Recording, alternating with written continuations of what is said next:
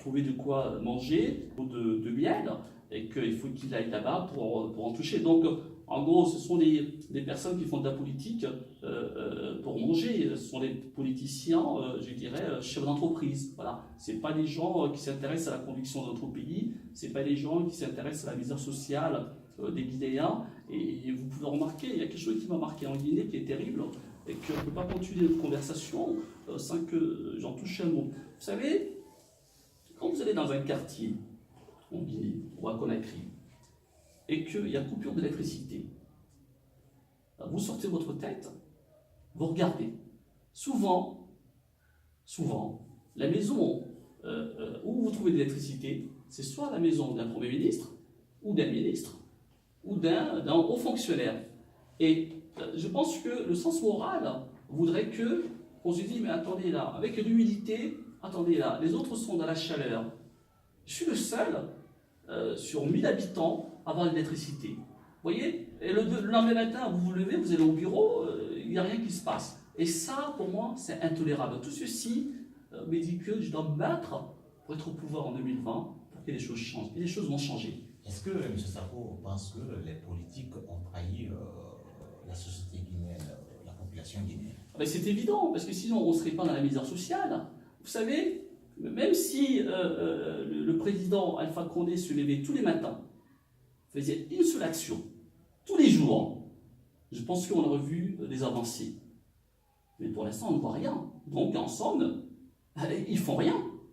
Voilà. À part gérer le pays par des mensonges. Vous savez, on peut mentir tout le temps, mais on ne peut pas mentir tout le temps au peuple, parce qu'il y a une évidence. Voilà. Aujourd'hui, l'évidence est que ça soit l'UFDG, dont le président a été plusieurs fois ministre, que ce soit tous leurs membres qui le composent, ou le RPG, c'est blanc bonnet blanc. C'est-à-dire que c'est la même politique, c'est mentir, c'est manifester sans tenir compte de la volonté populaire, sans avoir de la peine, d'humilité pour la population. Donc, ils ont trahi les Guinéens, et si nous les laissons faire, ils continueront à trahir notre pays. Voilà, c'est pourquoi moi et tous les Guinéens, nous devons tout faire pour changer la donne en 2020. Alors, quand on remarque aujourd'hui que le tissu social guinéen est beaucoup fragmenté, et les gens votent plutôt l'ethnie que le projet de société. Voilà. Alors, comment comptez-vous changer cette donne?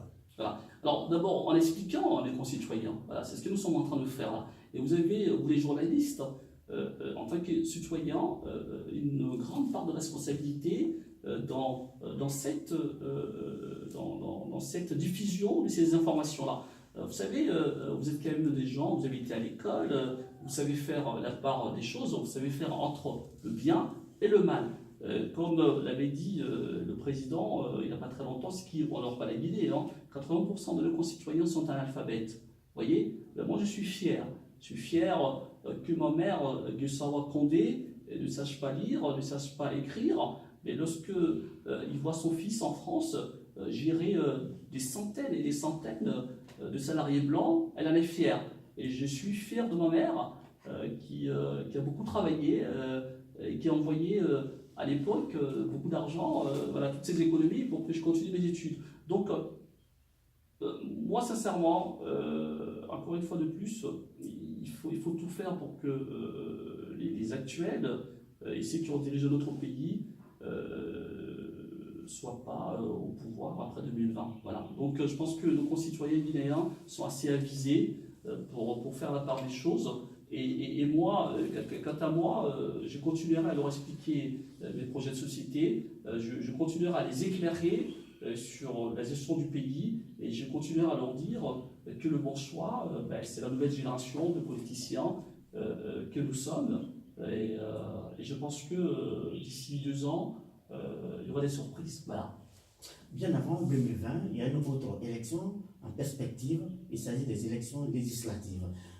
La CEPIJ prendra part à cette élection. Voilà. Alors, je vous remercie pour cette question. Alors, bon, moi, sincèrement, sans aucun doute, nous présenterons des candidats partout en Guinée. Voilà. Mais cela étant, vous savez, je suis un homme de droit. Voilà. Et en même même temps chef d'entreprise. Je suis quelqu'un qui réfléchit, qui anticipe beaucoup de choses et qui n'aime pas aller dans une situation où il pense qu'il va perdre à 100%. Voilà. Vous savez, il y a eu des élections communales il n'y a pas très longtemps. Bon, ces élections-là ont été émaillées de fraude et aujourd'hui, nous avons des violences, des manifestations violentes qui aboutissent à des centaines de morts de nos concitoyens guinéens intolérables. Et moi, je pense que la politique, elle n'est pas faite pour tuer. La politique, elle est faite pour présenter ses convictions, ses projets de société, et une fois qu'on est au pouvoir, faire le nécessaire pour le pays. Quand on n'arrive pas, on cède. Bon, si les élections législatives, nous veillons, l'ensemble des femmes et des hommes politiques veillent à ce que ces élections-là se passent dans la transparence totale, moi, je verrai à ce que tous mes candidats soient représentés partout en Guinée. Si c'est le cas contraire, et que j'ai des informations comme quoi c'est pas bon, sincèrement, j'attendrai 2020, et une fois qu'on y sera, et que mes concitoyens guinéens m'aideront à être président, je verrai à ce que toutes ces élections frauduleuses soient reprises. Voilà. Et ça, dans un esprit sincèrement de droit, comme je le suis, et d'apaisement dans le pays. Voilà. Parce qu'en ce moment, et depuis plusieurs mois, ce qui se passe en Guinée n'honore personne. Voilà. Ça démontre encore une fois leur incompétence et le fait qu'ils n'ont d'intérêt que pour eux-mêmes, pas pour les Guinéens. Voilà. L'actualité nationale reste dominée par les crises politiques et sociales. Si c'était M. Sako aujourd'hui à la présidence, quelle allait être la stratégie de votre formation politique pour faire face à ces crises en répétition? Nous sommes pris par le temps, vous allez résumer rapidement. Très bien. Voilà. Alors c'est simple, hein, pour moi, en homme de droit. Voilà. C'est-à-dire que lorsque vous ne respectez pas la loi, vous êtes sûr et certain que après les choses vont dégénérer. C'est ce qui se passe en Guinée. Moi, la première chose que je ferai en Guinée, c'est de respecter la loi. Voilà. En tant que président de la République, je vais être un exemple. Je vais être exemplaire dans tout ce que je fais.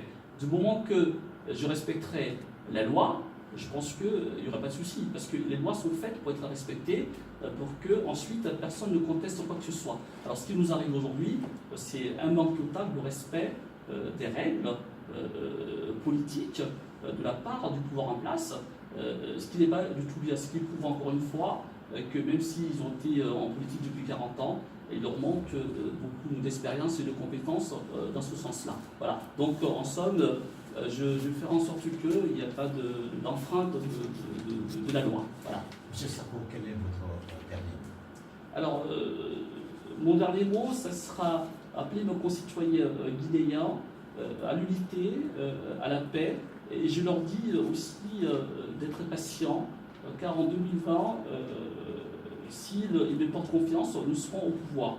Et lorsque nous serons au pouvoir, ils peuvent être rassurés qu'on fera tout pour rattraper tous ces retards accusés depuis une soixantaine d'années. En somme, ça sera une émergence de notre pays. Voilà, mon pays sera mon image. Mon pays sera ce que j'ai fait tout le temps dans ma vie, à savoir avoir les meilleures choses de la vie. Et ça, je ne compterai ni mon temps, ni ma force, ni mes relations. Voilà. Donc, en somme, l'unité, la paix, tout ceci dans le développement de mon pays, la Guinée. Voilà. Monsieur Sako promet de rattraper le retard de 60 ans. Le premier nous promet de rattraper les 50 ans de retard. Le retard là n'a pas été pour le moment rattrapé, mais ça fera l'objet d'une autre émission pour parler comment vous allez aider les Guinéens à rattraper ces 60 ans de retard. Merci à monsieur Sako d'être venu dans ce studio. Jean-Manuel Bendo a assuré la technique, micro-présentation. Moi, c'est Etienne Guinée. C'est ici que l'on fait cette émission. On se retrouve très bientôt pour un autre numéro si nous sommes encore de ce monde. Mais d'ici là, je vais regarder votre sourire.